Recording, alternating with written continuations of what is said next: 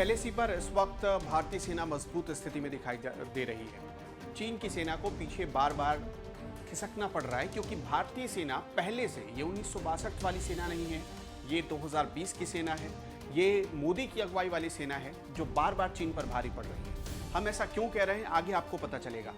29 और 30 अगस्त की रात क्या हुआ, आपने कई खबरें इसके बारे में पढ़ी और सुनी होंगी। ब्लैक टॉप पर भारत ने कब्जा कर लिया, लेकिन 29 और 30 अगस्त की रात सिर्फ ब्लैक टॉप पर भारत ने कब्जा नहीं किया था, बल्कि 1962 की हार का बदला भी ले लिया था। कैसे, अब इसे बहुत अच्छे से समझिए। दरअसल पैंगोंग त्सो के दक्षिणी इलाके को चीन ने 1962 में जीत लिया था। ये वो इलाका था जहां पर चीन का प्रभुत्व बढ़ता जा रहा था और हमने देखा कि लगातार अप्रैल महीने के बाद से मई, जून और जुलाई तक चीन इस इलाके में अपनी दबिश बढ़ाता जा रहा था। लेकिन 29 और 30 अगस्त की रात इस दबिश को भारतीय सेना ने, भारतीय जवानों ने अचानक कमजोर कर दिया। उस दिन 3 ऐसे इलाके थे, मैं उनका नाम आपको पढ़कर बताता हूं। गुरुंग हिल, मगर हिल और मुखपरी, इसके साथ साथ रेचिन ला पास।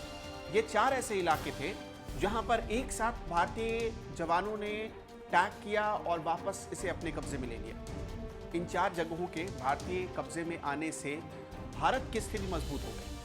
हमने ये सुना कि उस दिन ब्लैक टॉप और हेलमेट टॉप पर भी भारत का कब्जा हो गया, लेकिन ये पूरी तरह सच नहीं है।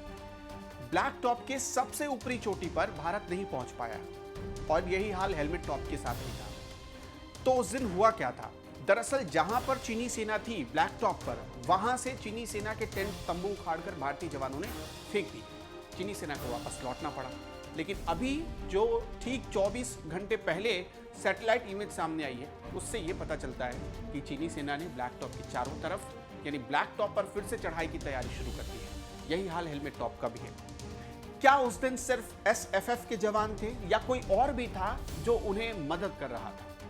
इसकी भी कहानी बहुत दिलचस्प है। उस दिन चीनी सेना के खिलाफ, यानी पीएलए के खिलाफ एक्शन लेने में सिर्फ एसएफएफ यानी स्पेशल फ्रंटियर फोर्स के जवान ही नहीं थे, बल्कि 17वीं माउंटेन स्ट्राइक बटालियन के जवान भी शामिल थे। ये वो जवान होते हैं जिन्हें पहाड़ों पर चढ़ने में महारत हासिल होती है। ये उसके योद्धा कहलाते हैं और पहाड़ों पर कोई भी जंग हो, ये बहुत आसानी से अपने हाथ में कर लेते हैं, अपने कब्जे में कर सकते हैं और दुश्मन के लिए बहुत मुश्किल साबित होते हैं।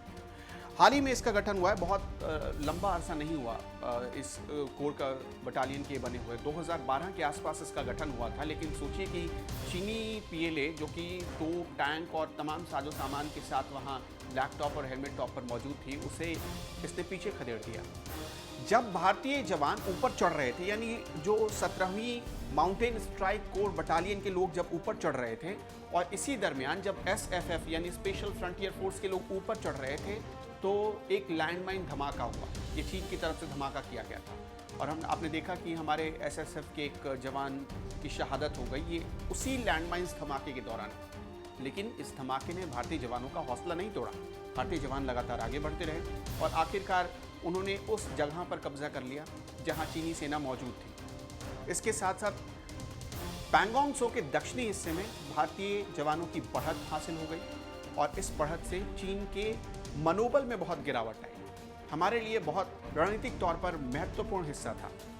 आपको ये भी बता दें कि एक रिपोर्ट ये दावा करती है कि माउंटेन स्ट्राइक कोर ने जब सभी पहाड़ों पर, यानी ब्लैक टॉप और हेलमेट टॉप के सभी पहाड़ों के साथ साथ जिन 4 जगहों का मैंने नाम लिया, जिसमें रेचिन ला पास भी शामिल था, उन 4 जगहों पर जब एक साथ स्ट्राइक किया, तब उस दिन क्या हुआ, कुछ और जगहें थी जिसमें रिजांगला और रेचिन ला पास शामिल है और इसके अलावा हेनान कोस्ट का इलाका भी शामिल है। वो भी भारतीय पोस्ट के कब्जे में आ गया, यानी वो वहाँ पर भारतीय जवानों को बढ़त मिल गई और इसी वजह से भारतीय जवानों ने चीन की सेना को खदेड़ने में एक बहुत बड़ी कामयाबी हासिल की। तो अभी क्या सिचुएशन है? अभी ये सिचुएशन है कि चीनी सेना चारों तरफ से घेरने की कोशिश कर रही है।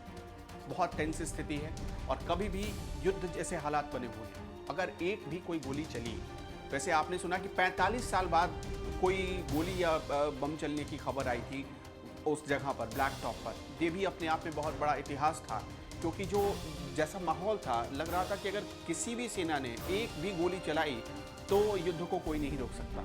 लेकिन फिलहाल युद्ध काबू में है और अभी भी हालात वैसे ही बने हुए, कोई बदलाव नहीं हुआ है। और वैसे आपको ये भी बता दें कि गुरुंग हिल, मागर हिल और इसके साथ रेजिन ला पास, इन तमाम जगहों पर ब्लैक टॉप और हेलमेट टॉप, इन तमाम जगहों पर कब्जे के साथ साथ जो कैलाश श्रृंखला है, कैलाश पर्वत की जो श्रृंखला है जो कि पैंगोंग त्सो के दक्षिणी हिस्से में पड़ती है, वहाँ पर भी भारत को बढ़त मिल रही है। ये बढ़त क्यों बहुत महत्वपूर्ण है, क्योंकि 1962 में जब जंग हुई थी उसके बाद से ये पूरा हिस्सा बंद कर दिया गया था, भारत के कब्जे से चला गया था। और इस दौरान जब कैलाश मानसरोवर की यात्रा होती थी तो जो कैलाश यात्री होते थे या जो श्रद्धालु होते थे वो इस रास्ते से नहीं जा पाते थे क्योंकि इसे बंद कर दिया गया था। तो इसमें जो आपने, जैसा मैंने आपको पहले ही बताया कि माउंटेन कोर स्ट्राइक जो बटालियन है उसका बहुत बड़ा योगदान रहा। हमने देखा कि पिछले ही साल यानी 2019 में असम और अरुणाचल प्रदेश ने जब माउंटेन कोर स्ट्राइक ने अपनी एक्सरसाइज की थी तो इस बात से चीन बहुत चिढ़ गया था और उसने आपत्ति जताई थी। उसने भारत को से आपत्ति जताई कि अरुणाचल प्रदेश, जहां वो खुद दावा करता है कि वो उसका हिस्सा है, वो दावा करता, अभी भी जब 5 लोगों का अपहरण हुआ, जब चीन ने किडनैप किया 5 लोगों को, तब भी उसने दावा किया कि वो हमारे इलाके में आ गए थे। तो चीन को उस वक्त ये बात बहुत मिर्च की तरह लगी थी कि क्यों माउंटेन स्ट्राइक ग्रुप यहाँ आकर एक्सरसाइज कर रहा है। हालांकि असम में भी तब एक्सरसाइज हुई थी। आपको वैसे ये भी बता दें कि चीन को हमेशा ही जो हमारी माउंटेन स्ट्राइक कोर बटालियन है उससे मात खानी पड़ी है। ये 2012-13 में भी एक बार भिड़ंत हुई थी चीनी सेना के साथ और तब भी चीनी सेना को इस हमारी कोर बटालियन ने बहुत अच्छा सबक सिखाया था।